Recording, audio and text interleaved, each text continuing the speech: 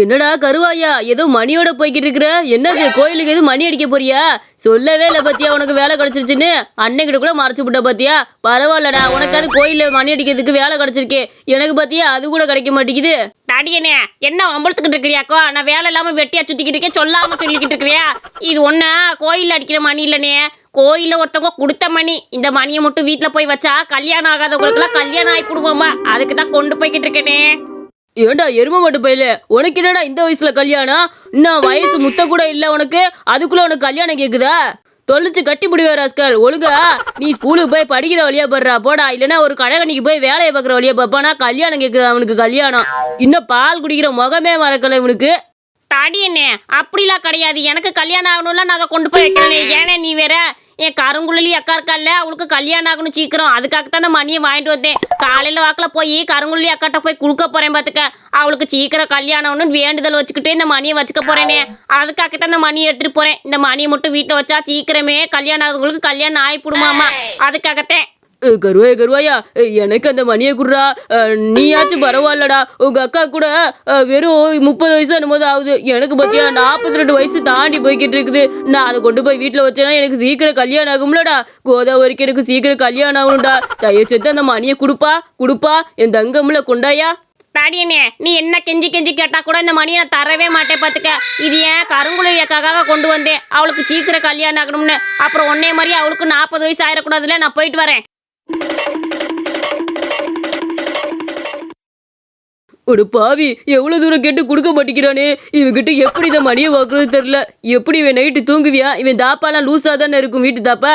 கண்டிப்பா அப்ப உள்ள பூந்துட வேண்டியதான். எப்படியா அந்த மணியை தூக்கிட்டு வந்துட்டா எனக்கும் கோதாவரிக்கு சீக்கிரம் கல்யாணம் நடத்தப்படும். கடவுளே, அந்த மணியை நானே தூக்கிட்டு வந்துடணும். மணியே உன்னை சேரும் நாட்கள் சீக்கிரம்.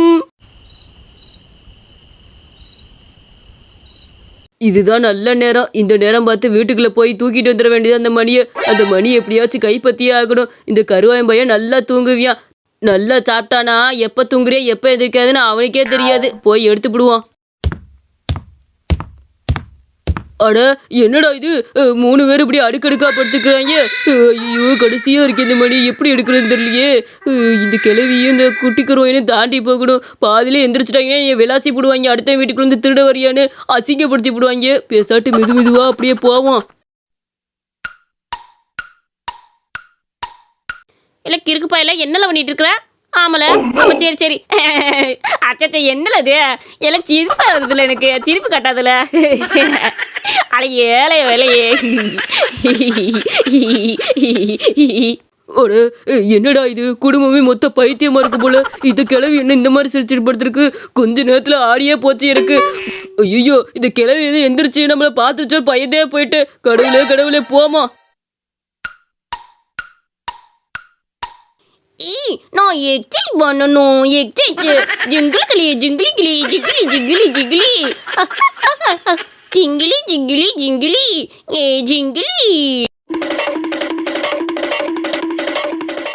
ஐயோ, இவன் என்னடா நைட்டு தூக்கத்துல எந்திரிச்சு போய்கிட்டு இருக்கிறியா? எங்க போறியான்னு தெரியலையே. இவன் வர்றதுக்குள்ள எப்படியா மணி எடுத்துட்டு போக வேண்டியதான். ஊருக்குள்ள பேயின்னு பயந்துட்டு இருக்கிறோம். இவன் தான் நைட்ல நடமாடிட்டு இருக்கானே என்னமோ தெரியல. போய் ஊரையே சுத்தி போட்டுதா வருவியான் போல இருக்குதே. தூக்கத்துல நடந்து போறியா லூசு பைய? பெசாட் சீக்கிரம் எடுத்துட்டு போயிருவான். எப்பா மணி எடுத்தாச்சு. இனி ஒரு நிமிஷம் கூட இந்த வீட்டுல இருக்க கூடாது. சீக்கிரமா கிளம்பி போகணும். எவனாவது பார்த்தாங்கன்னா புடிக்குவாங்க.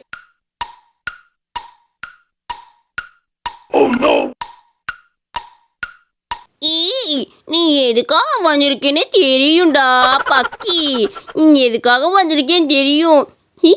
நீ வசமா மாட்டிக்கிட்ட. உன்னை கயிறு கட்டியெல்லாம் போட்டு தொங்க விட போறேன் பருப்பேன் நானு. என் வீட்லயே வந்து தீனி பண்டாரத்தெல்லாம் எடுத்துட்டு போறியா? தீனிய குடு. என்னது இது? இவன் என்கிட்ட பேசுறானா இல்ல தூக்கத்துல பேசுறான்னு தெரிய மாட்டேங்குது. நான் எப்படா தீனி பண்டம்லாம் எடுத்துட்டு வந்து மணியத்தானே எடுத்துட்டு போயிட்டு இருக்கிறேன். நான் எங்க தீனி பண்டத்தை எடுத்தேன்? ஒருவேளை போய் தூக்கத்துல பேசணும். சரி, அப்படியே நகட்டி வச்சுட்டு போயிருவோம். இல்லை போகாத, தீனிய கொண்டா.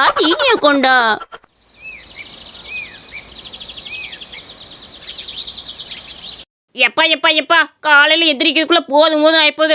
ஐயோ, இங்க இருந்தா மணி எங்க? என் கருங்கொல்லி அக்காக்காக ஆசாசியா வச்ச மணி எக்க போச்சு? ஐயோ, நான் என்ன பண்ணுவேன்? யாரும் எடுத்துட்டு போயிட்டாங்களா என்ன தெரியலையே. இந்த குட்டி கருவாய் மயிறு தூக்கத்துல போய் எங்கேயும் எடுத்துட்டு போய் வச்சுட்டு வந்துட்டானோ. எந்திரி. இனி எதுக்கு நான் எழுப்பி விட்டேன்? நான் தானே நிம்மதியா தூங்கிட்டு இருந்தேன், அதுக்குள்ள நீ எதுக்கு எழுப்பி விட்ட?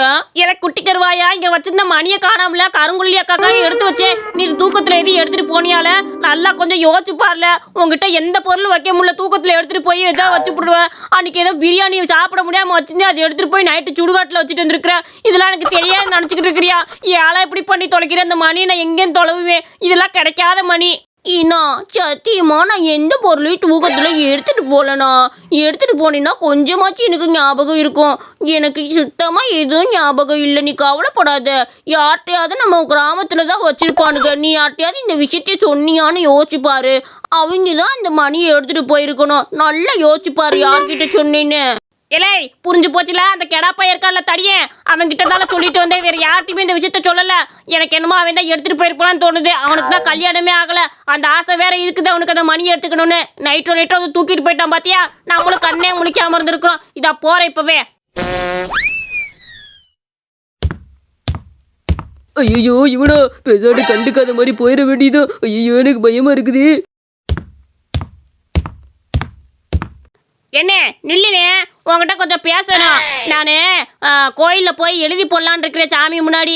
நைட்டா என் மணியை காணானே, எவனோ தூக்கிட்டு போயிட்டியான். அவன் நைட்டுக்குள்ள வந்து என் மணியை கொடுக்கணும். இல்லைன்னா நீ பார்த்துக்கோன்னு சொல்லி எழுதிட்டு போட்டு வந்துட போறேன்.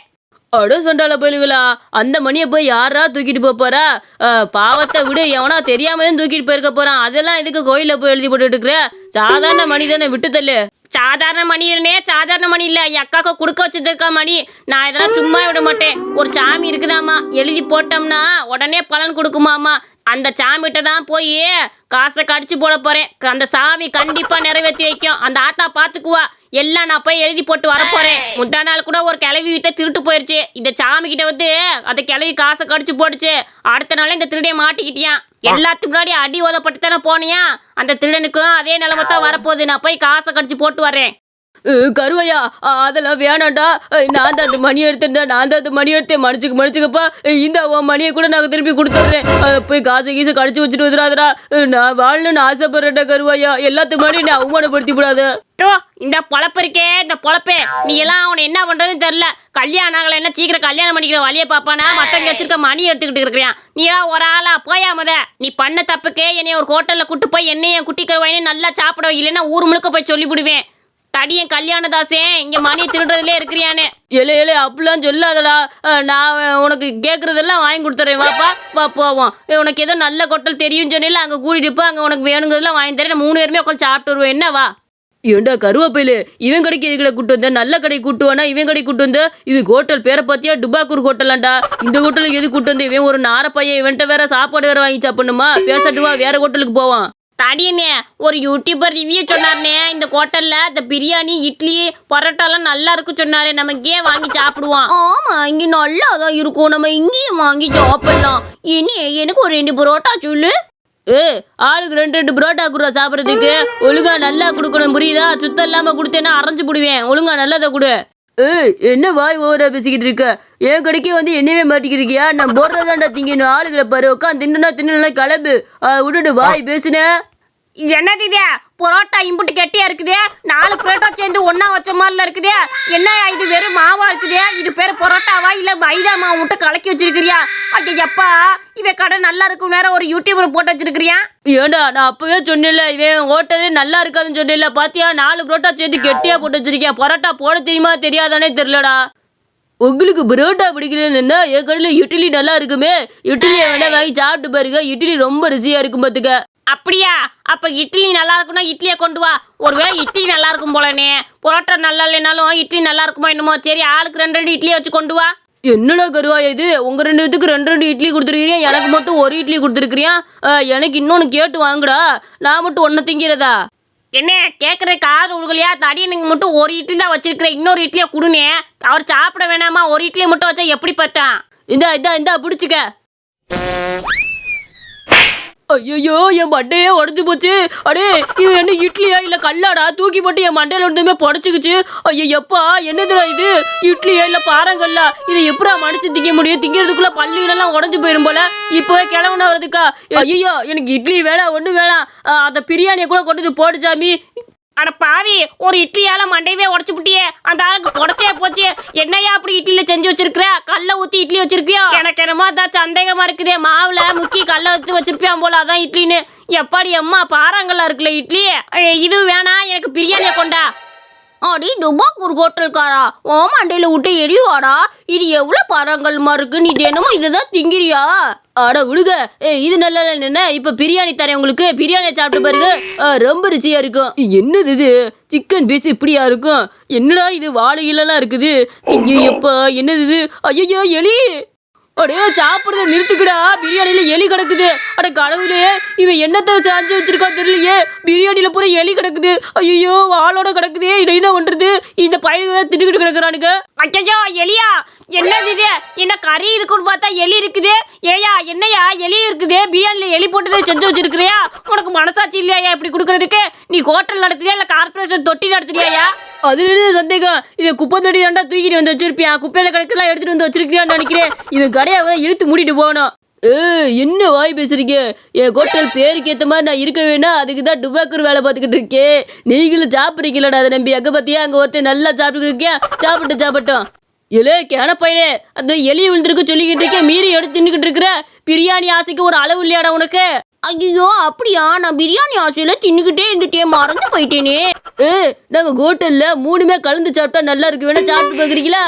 ஐயோ வேணாம், என்னைய விட்டுருசாமி, நாங்க போயிட்டு வர்றோம். இந்த கதை உங்களுக்கு பிடிச்சிருந்துச்சுன்னா மறக்காம நம்ம அனிமேஷன் ஸ்டோரிஸ் சேனலுக்கு சப்ஸ்கிரைப் பண்ணிக்கோங்க.